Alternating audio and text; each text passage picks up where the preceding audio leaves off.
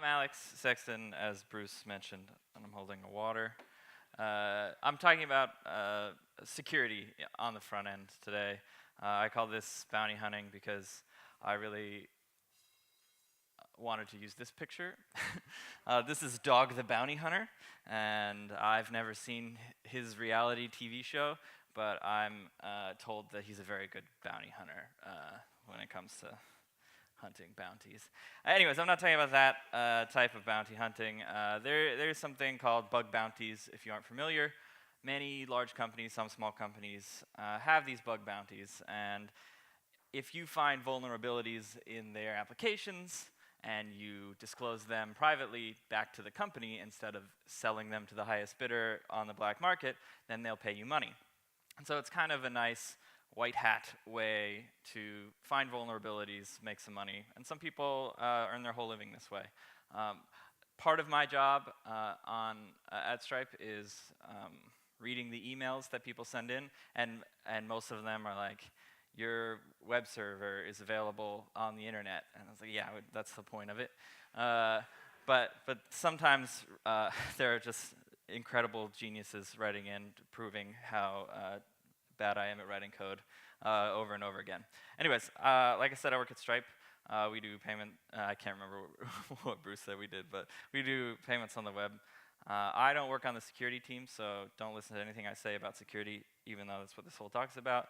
They're way smarter than me, and I'm glad that they're there. I work on the front-end infrastructure team, so it's my team that's writing all the security flaws, so I know a lot about them now. Stripe is in California, San Francisco specifically, but I'm a remote employee. I live in Texas. Texas has quite a few nicknames for a state, but since you probably don't know them, we'll go with the Lone Star State. It's the cleanest one I can think of. The web has a lot in common with Texas. What you guys probably, I mean, some of you know lots of states, but the three everyone knows is New York, Texas, and California. Does that check out? Whatever. So Texas, one of the good ones. The web and Texas are both commonly referred to as the Wild West. I don't know anyone who refers to either. Okay, anyways. In 1985, Texas had a problem, probably among many problems, but the one we're going to focus on is littering. And much to my surprise when reading about this, some Texans defended their God-given right to litter, to throw trash all over the ground. You wouldn't think it'd be much of a debate, but it was. So they tried implementing fines. So you may see signs like this in various states and countries. I realized after putting this in my talk about Texas littering that it says property state of California, so sorry. But no one seemed to care. They threw trash on the ground and did whatever they wanted anyways. And so they were like, well, if fines didn't work, slogans will work.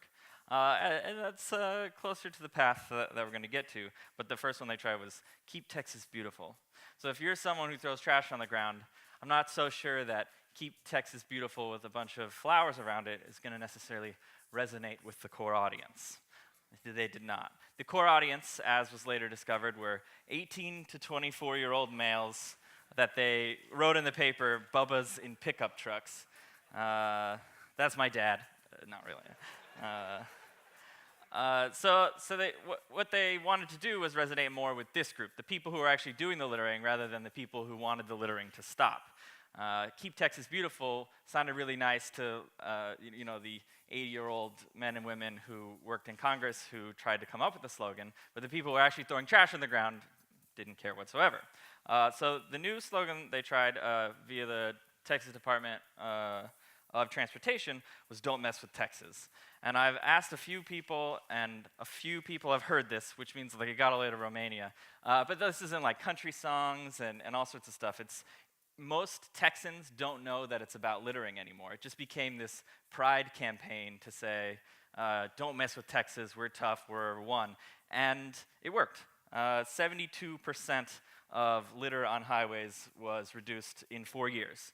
And every time I think about this number, I wonder who the person's job it was to go count litter on the side of highways, and also wonder why they just didn't pick it up.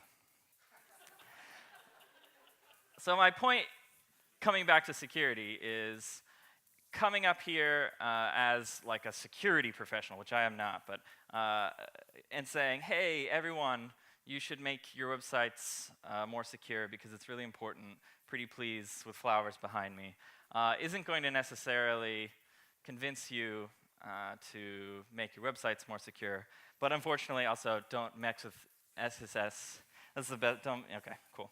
My point is that web developers, all of you, not the security researchers and the people who write about this, not your security team, are the core owners of the web security of your applications. You have to care. So today, I want to scare the crap out of you and let you know how hopeless it is that you'll ever secure a website fully, and then hopefully convince you that it's worth trying anyways. So we have to make web security resonate with the people that build it. I'm talking about you. So what's the problem? Why isn't this currently something that all of you care about deeply? And I may be speaking too forwardly. Someone looks like they care about security a lot over there. So there are a lot of acronyms which are easy to blow by, but I'll stop listing them. Web security is inherently very difficult. It's kind of the point of web security is it's the stuff that you don't think about that people can get around. So almost by definition, it's stuff that you don't think about. Mike West said this in a talk at JScamp a few years ago, and I laughed for days afterwards. It was just like, all you have to do is never make a single mistake. I think he was being sarcastic, but he played it off really well. But it can feel hopeless that even if you cover 99% of all security-related things on your application, you accidentally leave the one, then your website's just as insecure as if you didn't patch any of them. So it's like, well, if I can't get them all, we might as well not do any. And that's a pretty frustrating concept. So first I'm going to kind of go through the basics of how to hack front ends. So the goal, if you're a hacker, not all of you, or if you're a bounty hunter trying to provide feedback to people for cash, what your goal is to execute code on someone else's page so that you can either make actions or that you can trick a user into making actions. I'm sure there's some subset of security things that don't fall into that. But that's pretty much what we want to do on front-end security vulnerabilities. So the first step in this is the only hard step. The rest is pretty easy, and I can go into that. How do you get your code to run on someone else's page if they don't want you to? The second step is make an action or change the page to trick the user. And that turns out to be really easy once you can get code on the page. Step 3 is optional, but important when it comes to the reason why people generally hack you is to get secret information like credit card numbers or government IDs and things like that. And that's, exfiltrate is a fancy security word for get the data back to something that I own, like a database that I can do. So the first step is getting the code on the target's page. It's kind of the focus of a lot of this. This is kind of what's called a vulnerability. The first way you can do it is server-side control. It's not really front-end hacking. It's literally called server-side control. But since you can gain control over someone's server, let's say you can SSH into someone's server because they have the default admin password set up, and then you just delete all their front code and you switch it out with your front-end code, and then you probably didn't need to write a front-end hack anyway, so you can just get all their data, you're on their server. This would also include other things like you hack someone's GitHub password, and you log into their GitHub, and then you can commit code to their project, and then they deploy your code, and they don't see your commits go out. So that would be something like server-side control, but that's the wrong conference. So something between server-side control and front-end control is interesting, and it kind of starts down the path that we want to go down. And that's a man-in-the-middle attack. And the gender's not important to actually to do the attack. And that's this, I love this image because hackers always look so cool in all the diagrams. Normally, you have a computer and it talks to a server, and the internet in this picture, which is obviously a globe on top of a pipe.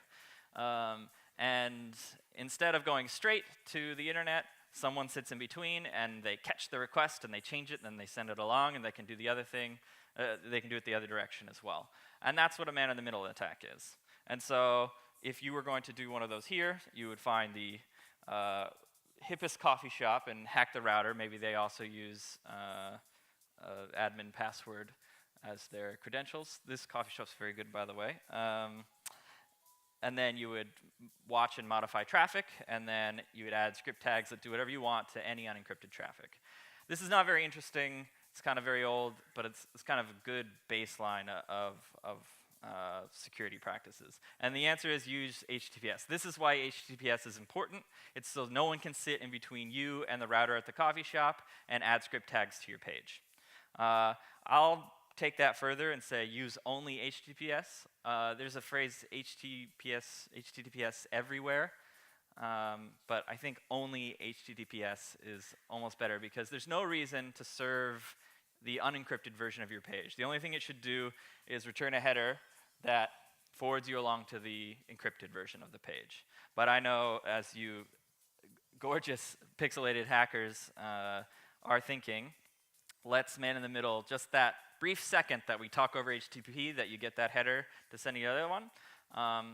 And then we can just kill the redirect and send whatever code we want again. And that's what this other fun acronym is for. There's going to be more acronyms. This one's great because there's an acronym within the acronym. So this is strict transport security. And all strict transport security is a header, and it says, for this many seconds, and I think that's just the highest one you can put in, or it's a year. I don't know what numbers are. So for this long, never allow this page to be loaded over HTTP. Always force it to be HTTPS. And that's pretty nifty. So the first time you have a little bit of an unencrypted request, but every time after that for the next year, it's always HTTPS no matter what they type. And even better, there's a web page called HSTS Preload, and if you have a business and you haven't added your site to this, you should absolutely do it. You put in your URL, you promise to serve the HSTS header, and then browsers actually embed this list into the browsers. So all major browsers currently do it, and so alexsexton.com is on this list, and that means as soon as you download Chrome, even if you type in HTTP alexsexton.com, it will never let you go there. It will send you straight to HTTPS. So that's a very fast, easy thing that you can do to instantly increase the security of your website for everyone. It's still not very front-endy, so I'm going to stop talking about it. What we're going to talk about for the most of the time here is XSS. Everybody's most scary term that they see in their bug bounties. And XSS stands for Crosssite Scripting. You might also hear it called script injection, and it's really just people abusing user-controlled input. So here's an example of a server I wrote in Node.js. It's very complicated. The website's quite good, popular on the Alexa 20 billion. And it just says hello, and it prints out your username in an H1 tag. It's nice and bold. Left aligned, beautiful. So if I invoke this function with my name, the output is hello Alex, and that's a nice web page. I'm glad it worked. But if someone more malicious came in and told me their name was script tag alert1, close script tag, then I would print out this message. And this is XSS.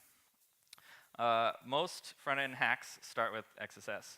But why is it important? Why is that bad? What can you do with that? And other than see the alert1 dialog pop up over and over again annoyingly, what kind of damage can someone do? And the answer is everything, unfortunately. The step one of hacking someone is usually the only difficult part of this process. Once I can run arbitrary code, instead of doing alert1, I can maybe run a jQuery script to go click on the account deletion button, and suddenly, as soon as you load the page, your account is deleted. It doesn't matter, it's as if the user on the page went and clicked the account delete button. So you have as much control as the user, and you have as much control as the developer, so possibly even more control than the user has. But in this example, who does that affect? And it is only yourself. You have a web page that shows you your username, and it doesn't show you anyone else's username. So I can write that thing that deletes my own account. And that's not very helpful. I could already delete my own account by clicking the button myself. And this is what's called a self-XSS. And so whenever you're submitting to bug bounties to try to earn some cash, most people will turn you away for self-XSS. Maybe they'll give you like a t-shirt or something. But generally, an XSS has to be able to come from you and run on someone else's computer. It's self-XSS. That's not, my example is very simple. So a less simple example would be something like Facebook comments. Facebook's pretty good at preventing XSS at this point. They haven't always been. There's some good stories there that we don't have time for, but user-generated content in general is a place where XSS can happen. So me in this example added a script tag to test whether they escape things properly. It looks like they do. So as soon as you show content from one user to another user, you're opening up a path for XSS.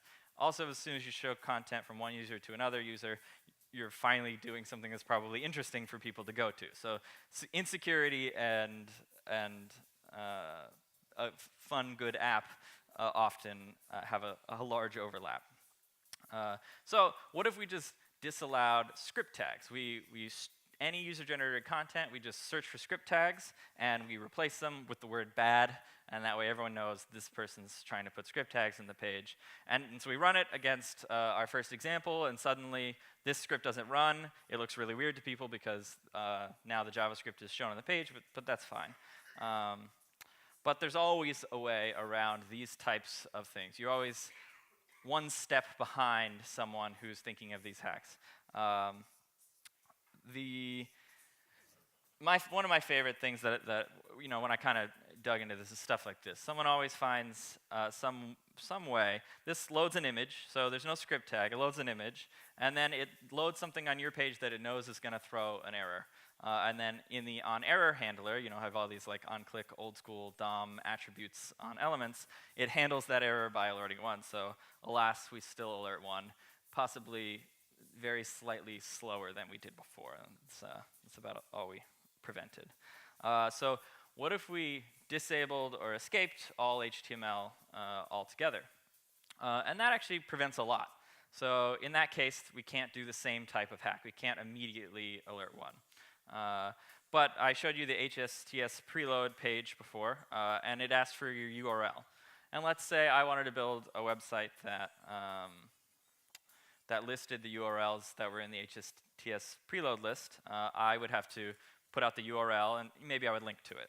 And so I would put in my URL, and I would like to introduce you to my new website, JavaScript:alert1, which is a valid URL. If you click on an anchor tag with that in it, it will run the alert1. So now suddenly we've disabled HTML and escaped it entirely. And we've escaped quotes and all that kind of stuff, but because I was able to put user-generated content into a link and I didn't do validation against the link, again, I can run arbitrary code. And alert1 isn't scary, but I could also do like jQuery.getScript and load a script that does whatever I want. But that doesn't look like a real URL. I would never click that because I would see it in the bottom, and it doesn't look real enough for me. This is one of my favorite things that I see in the wild a lot. I think it must be in some example somewhere, but I think it was really clever. So I saw someone put in something like this, and I was like, I didn't know you needed like the slashes in order to get the JavaScript to run, and then I was very confused, and I finally looked at it harder, because it looks kind of like a URL, like a JavaScript URL or something, but it actually works like this. So you have the JavaScript colon, which means run whatever's after this, and then the slashes are actually a comment. And so that's just throwaway, and then the new line causes the JavaScript, the comments only last one line, and then you can run whatever JavaScript you want. And that has the benefit of, like, if you peek at something, it kind of looks like a URL, and all the bad code ends up being like way past, where people show ellipses for URLs and stuff like that. I thought that was pretty nifty.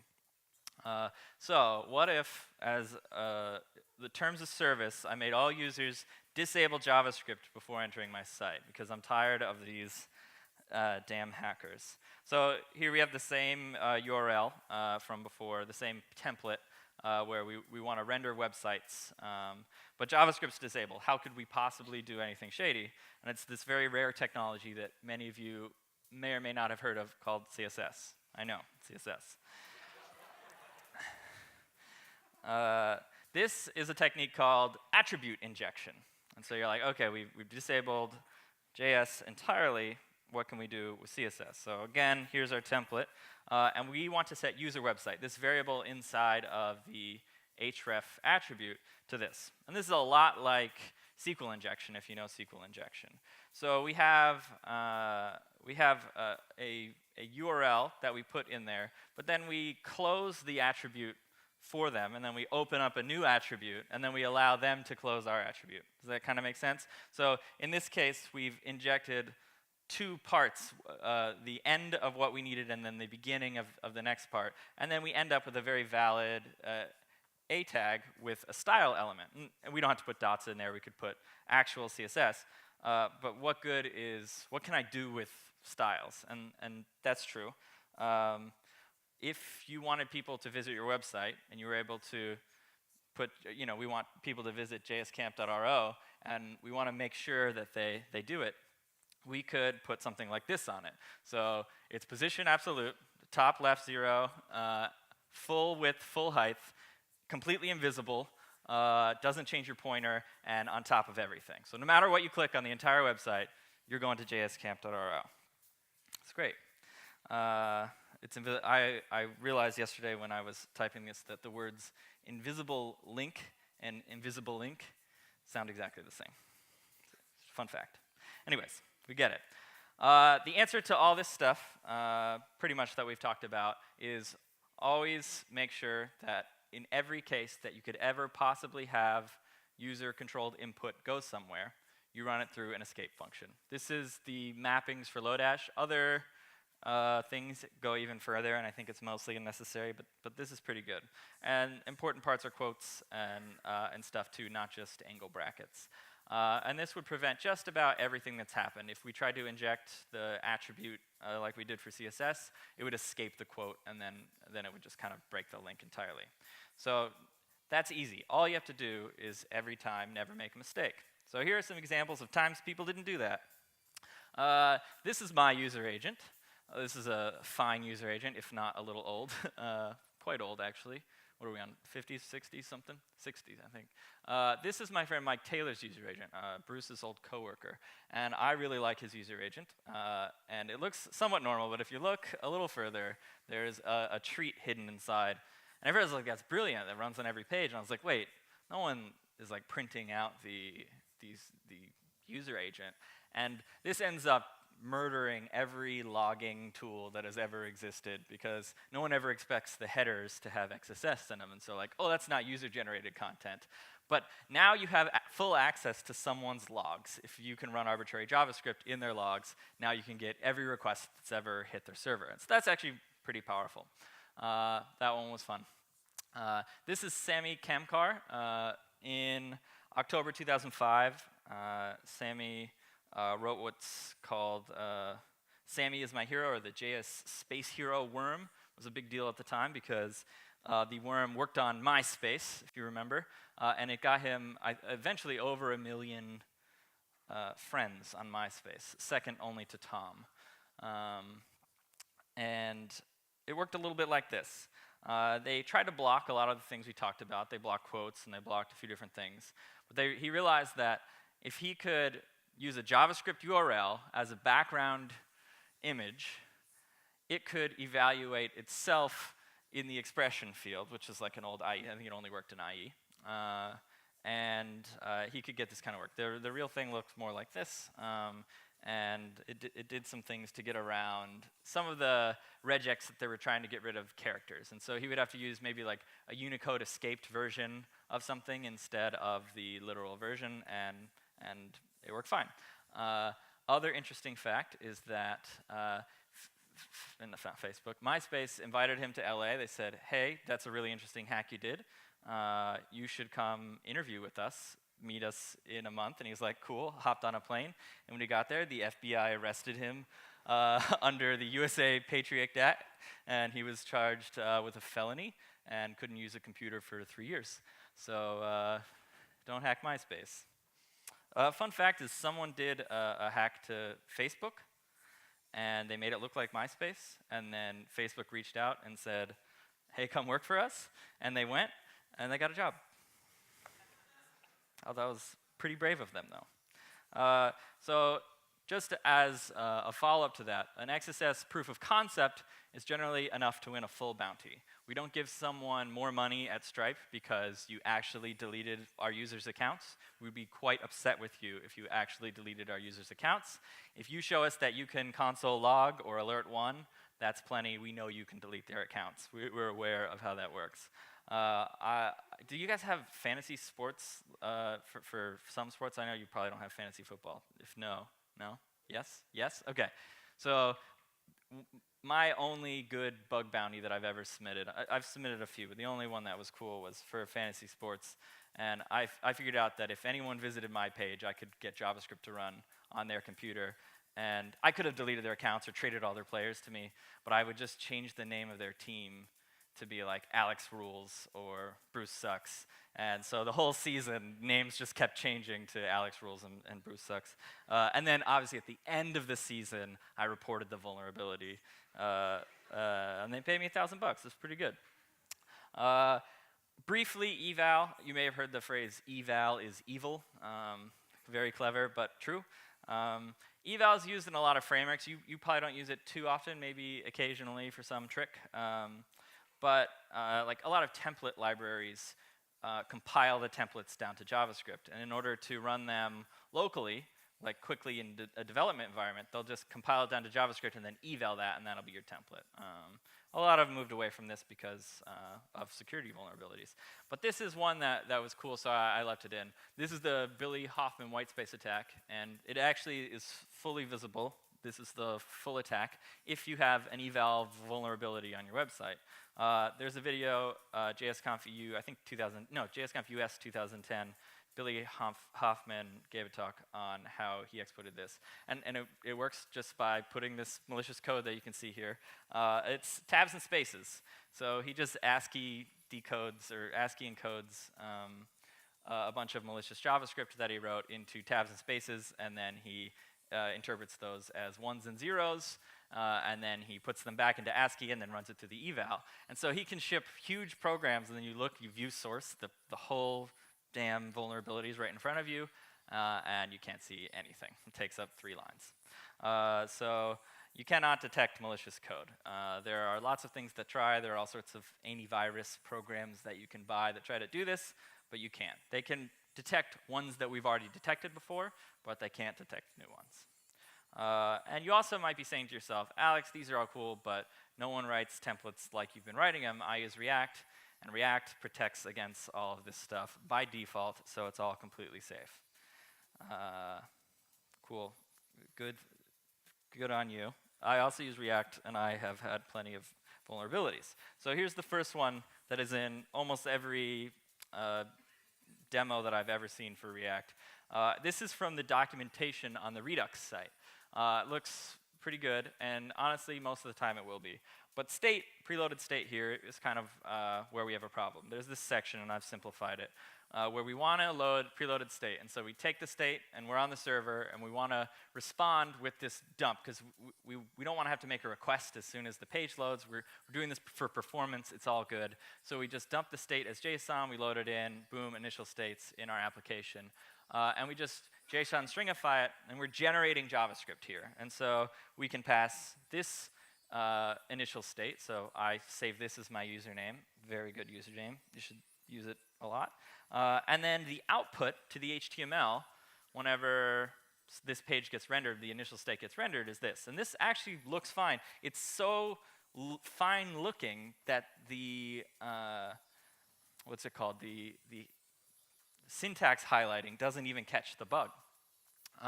But here's the bug here, is the HTML parser says, when you write a script tag, I'm going to parse everything as JavaScript until I see a closing script tag. And there's a closing script tag. So what the HTML parser sees is more like this. So we have broken JavaScript, which just throws an error.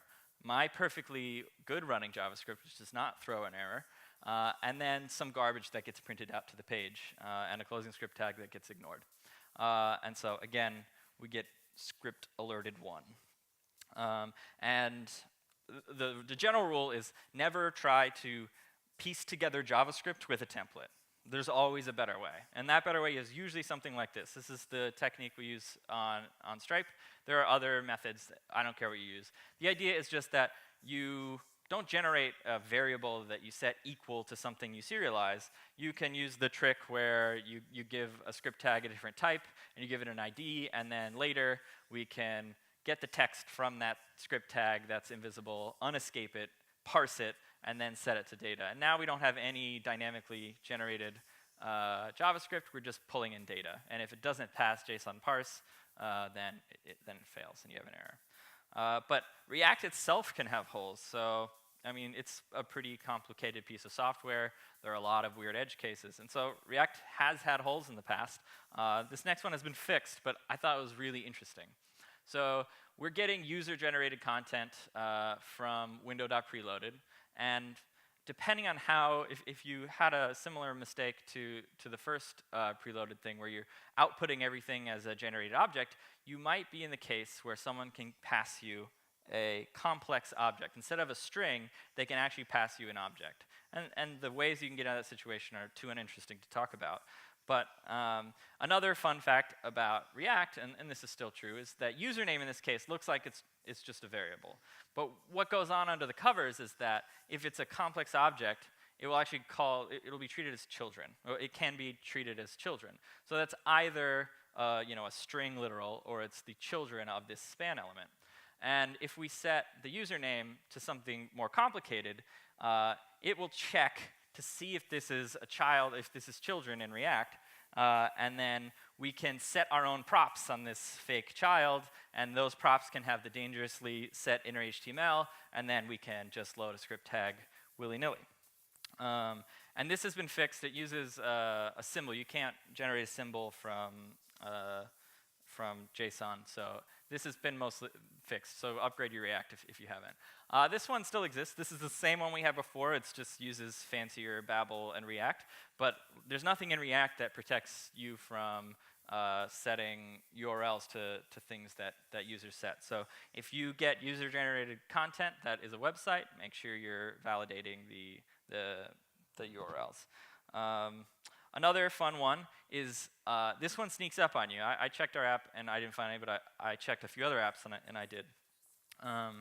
Sometimes you're in a situation, and it happens a lot if you're building like meta apps, or like with demos or different things, where you take something that's user supplied, and then you just spread it on the props of an element. And so generally you think that this is going to have like class equals foo, like someone's allowed to send you class. Like with Stripe elements that Michelle was talking about earlier, people are sending us styles, and so if we just mapped the styles that they sent us directly onto the object, they could also pass things like the dangerously set inner HTML prop, and that will just happily paste that into the thing. And then there are ways completely without JavaScript to steal information from people. One of the oldest ones in the book is called link knocking. This is where you display 200,000 links hidden over on the side of a page, and those links may be just 200,000 different Google searches that you're wondering if someone ever made. And then you check if they're purple, or you check if they're blue. And if they're purple, someone's visited that. There's been a lot of sites that are like porn checkers or something like that to see if your history hits some interesting URLs. And that seems somewhat innocuous, but you can get some pretty detailed information if you know what browser people have, and you know that if you have Chrome and you search from the Chrome bar, the Google URL will look exactly like this. And so you can do a pretty good job. People have some pretty good proof of concepts of finding some pretty detailed searches and things like that. This has been actually mostly fixed as well in all modern browsers. Dave and Barron fix it. Good job, him. The way that it works is it just lies. It just always tells you that they're the same no matter what. And that's great. I think that's fine. It's rare that you need to write JavaScript to check the color of a link. You should probably just know it. But there's another type of attack called a timing attack. There's a fun, the prototype of a timing attack comes from old bank servers, and the way that they would check, in assembly to see if your password was right is they'd say, all right, let's write a for loop. If the first character of your password that you typed in is the same as the first character as the password that we have stored, then move on to the next character. And if that one's the same, and if that one's the same, and if it's not, then we return invalid. And that has the interesting property of the closer you are to getting the password right, the longer that the computer takes to calculate that information. And so if you have no characters right, then it fails very fast. And if you have 6 characters right, all up front, and so you can just measure the times, and then slowly it'll take longer and longer, and eventually you break it. So rate limiting, things like that are good. It's also why hashing is a great way to prevent things like timing attacks against passwords. Luckily, the web has one thing going for it for a long time, and that's that the timers really sucked. Set interval and set timeout were just so unreliable and bad. And even today, timers are pretty bad, except for some of the new performance timers. So I call that security by inaccuracy. But these days, we have some new things. So request animation frame is pretty consistent. It's about every 14 milliseconds. And we still have the visited selector, and we can't look in to see if the styles are different whenever we apply the visited, but we can still get some fun stuff. Here's the hack. It's a very complicated hack. There's a link and there's a visited link. And the difference between the two is that we've applied, I don't remember, it's like a 300 pixel text shadow on the visited one. And that has the fun property of being really hard to draw by a GPU. Just like to spread out from text, a text shadow, is difficult for a GPU. And so the time to render a link that is regular is, happens in less than 1 request frame animation. And a visited link takes many, cycles of request animation frame to work. And so you can tell which is which by waiting to see if it takes a long time to render or not. This has the nice benefit of taking a really long time and freezing everyone's computer when you do it, but it's the type of thing that we'll never get around. The only solution to this problem is to lie again, which would mean we have to make regular links take 5 times as long to render, which isn't really a viable solution. Another just random call out of a thing that is bad for security is JSONP. There are new specs that supersede JSONP, and if you're still using it, you should switch. Also, fun fact, a lot of people debate on how to pronounce JSON. It's obviously JSON, but JSON versus JSON is the debate, and we asked Doug Crockford one time, and he said that the real way to do it is JSON. So he's a jerk. JSONP stands for JSON Pretty Insecure.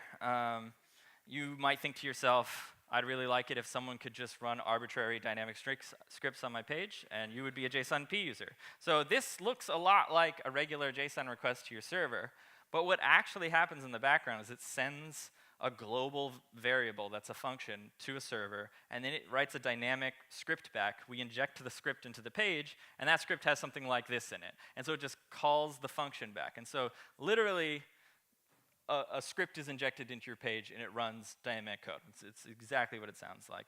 And so if I got control of the server you're calling, all I have to do is add some fun stuff up top, and then I can still call your thing, and you'd never know that I was stealing your credit card number every time that you called that, which is why you shouldn't put your credit card numbers on page. Talk to Michelle. So use cores. This is one way to use cores with cookie support. You can do it much easier with fetch APIs, all sorts of things. Cores stands for cross-origin resource sharing, and it pretty much allows you to do real XHR requests to servers as long as both ends opt in. You can go to enable-cores.org, and it will tell you more. So the last part we talked about was data exfiltration. And we talked about how you had to get a script onto the page in order to do data exfiltration. There's not too much to talk about in the generic case, because just write the code to get data wherever you want. It's not generally difficult. Get the data. In this case, I don't know who. Don't ever put your secret stuff in a div called class secret. And then you like find that this is just the fewest characters I could think of to make a request happen, and then I check the logs of that server, and all the logs of that server should be all the different secrets, right? Data exfiltration using only CSS is a little more interesting. This is a fun hack that I've never seen in the wild, but I think could work. So here's a form. This is an example of how you might use it. And we have a CSRF token. I'm not going to talk about CSRF tokens. You should be using a framework that kind of builds those in. You have to use them, otherwise you have bad security. Sorry. The CSRF token here is short. It's 0003, which would be a problem in and of itself. But if we only were able to inject CSS on this website, like they disable JavaScript, we could inject CSS that looks like this. And so this uses attribute selectors to find any input with the name of CSRF and a value of 0001. And then if that happens to match anything, then an image request will fire off to the server, and then we'll know, someone at that IP address has this CSRF token. And you're like, well, it's never going to be 0001. And that's why you put a lot of them in the page. And it turns out that's like the use case for gzip. You can get a lot of them in there, and it's pretty small. Plus, like, the CSS for all your websites is 5 megabytes anyway. I've seen your pages. So all you have to do is never make any of those mistakes, or any of the mistakes that I haven't talked about. So we need a new approach. And so hopefully the builds you back up section of the talk can do just that. Turns out the W3C Web Application Security Group, which is led by Mike West, has been coming out with solutions to this for a long time, but they aren't widely known or widely used to some degree. Content security policy is probably the main shining star that prevents most of the things that we've talked about. It's also known as Bat Shield because it didn't have enough adoption. It's at version 3 now. This is Yanzu, better known as Bcrypt. She also works on the Web Application Security Group. And CSP was too boring of a name, so she renamed it to the back acronymed Trustworthy Secure Helper Internet-Enabled Lightweight Defense because it's spelled Bat Shield, and she gave it this really cool logo. So now you all want to use it. But it works like this. It's a header. It comes along with the page. So you request an HTML page, and this is in your header. It's next to the cookies. It's next to the accept language, all those types of things. And it allows you to define a bunch of different resource rules. And default source is kind of what it sounds like. But then all these different types of resources, like scripts and images and Flash and CSS, all have their own set of rules around which domains they can be loaded from and how they can be executed. And so by default, it disallows inline JavaScript and inline CSS. And that means as script tags, and that means as on-click handlers, and that means as JavaScript : URLs. All those things are disallowed by default.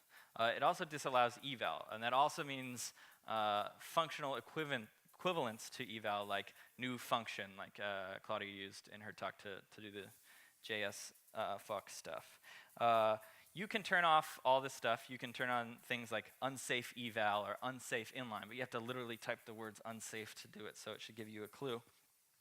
It also disallows all cross-domain JavaScript, CSS, images, fonts, everything, everything in the list. And that list is growing, and the things that you can target directly is growing in each version of CSP, which is pretty much 3 at this point. It also allows you to report violations, which is really great. On top of that, if you're trying to roll out CSP and you're a little worried you're going to catch and accidentally block things that you really want to run, you can run in report-only mode. And that will say, it's not actually going to block anything, but it's going to send me a request every time it would have blocked something. And so it allows you to kind of ramp up your CSP usage. In my example before, this is what it looks like. It just, anytime someone violates the CSP, it sends a request to that URL with information about that violation.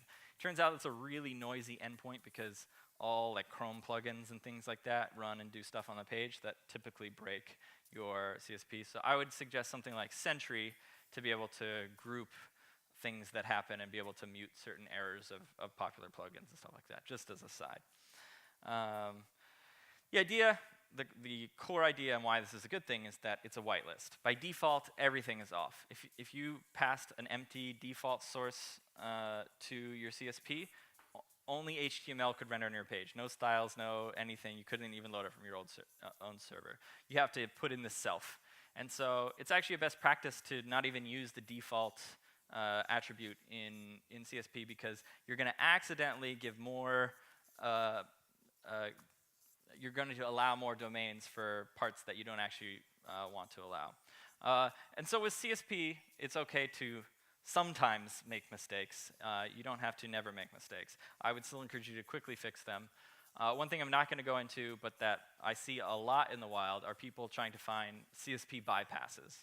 And so what that looks like is someone says, I can get code, I can inject a script tag on your page, but I can't get it to run. But it turns out you allow scripts from Google Analytics, and Google Analytics allows me to upload my own scripts to googleanalytics.com, and so therefore I can just move the hack to googleanalytics.com, and I pass your CSP, and now you're still hacked. There are tons of really impressive ways that people have done CSP bypasses, and that's some of the stuff that's very cutting edge and being worked on. So this, our first example of XSS, just fails. It just says hello, comma, and then nothing happens. It may report to the endpoint. This one from before, where we injected the style, also the style just doesn't apply. You might get a console error that says this style was blocked, but no styles would be applied, and people can click anywhere on the page safely. Even this, if you were able to do a CSP bypass and you were able to get JavaScript to run on the site, and you wanted to do data exfiltration, which we talked about, this very simple thing we talked about will fail now because we don't have hacks.com as an allowed domain for images. And so it becomes even harder to get data out of the page once that you can even find a hack. And so generally, unfortunately, a lot of people, what they do is you already allow Google Analytics, and so they just come up with a new Google Analytics script that they inject on your page, and then they exfiltrate to the analytics provider. So be careful. Another tip I just thought of in my head is the URLs that you send to content security policy, make them as qualified as you possibly can. So if you're loading a script from Google Analytics, put the whole script URL in there. Don't just allow anything from googleanalytics.com. There are some helpful websites. This is cspisawesome.com. It allows you to type in your URL and generate a CSP based on what it can find in your page. Also will allow you to walk you through kind of a builder. There are things like Helmet, which is a Express middleware, Connect middleware for adding a CSP policy just to HTTP requests as they come through. Even frameworks, including React and Angular, for their default startup stuff. Ember actually by default will include a content security policy in the dev server, so it allows you to kind of do it as you come up, which is great. If you greenfield anything, it's so easy to just start with a content security policy and just add things as you go, and then nothing will ever break because it's kind of as you go. And it's so easy from that point. It's a little harder to upgrade, but totally possible. Another acronym I flashed across the screen in the beginning is called sub-resource integrity.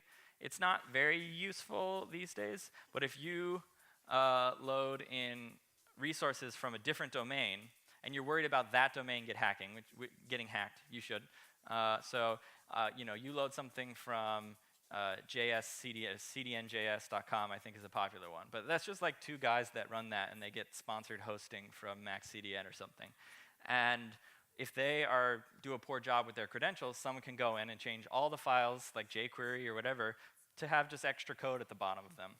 And so what this does is you say, I'm okay loading this from this other domain, but I want to make sure that the hash of that file matches the one that I generated. And if it doesn't, don't load it or load a backup. And so it can be really helpful if you actually do want to rely on external sources. But in general, just don't rely on external sources. It's slower anyways. This is a fun story. This is real. This is my personal notepad from an old Windows box, maybe like 8 years ago, when I was in London. And I was tethered to my phone, and I was noticing I was getting ads in pages I know there weren't ads in. And I know the jQuery source pretty well as a former team member, and I realized very quickly that there's no document rights at the bottom of the jQuery file. And that's because these pages were loading jQuery over the HTTP domain in the CDN, And so the mobile network was just adding ads to any page that used the jQuery CDN over HTTP. And so this is a good reason to use HTTPS, and it's a good reason to use SRI. SRI spec is here. It's very short URLs that they started doing. You can, if you don't want to learn how to generate the hashes yourself, you can just give it a URL, it'll give you the hash, and then it'll give you the exact code to include that on your page, srihash.org.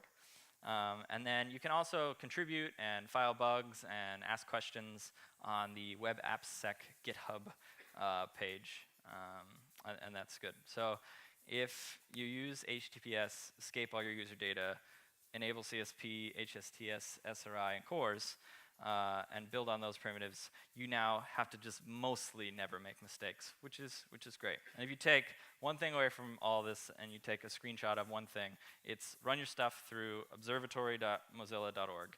This is going to check everything I've talked about and a bunch of other stuff. This is my personal website. You'll note the score. I want you to note the score, okay? It can't go higher than that, just in case you were wondering. This is going to check CSP. It's going to tell you how you can make things better. And it's, more importantly, going to give you kind of an ordered list of what it thinks is the most important order to do those in. So if you have a CSP policy and you don't have HTTPS enabled, it's not going to care about the CSP because someone could just modify your content security policy as a man in the middle. And so it's going to give you the nice best order to do all this stuff in. Well, that's all I have. Thank you.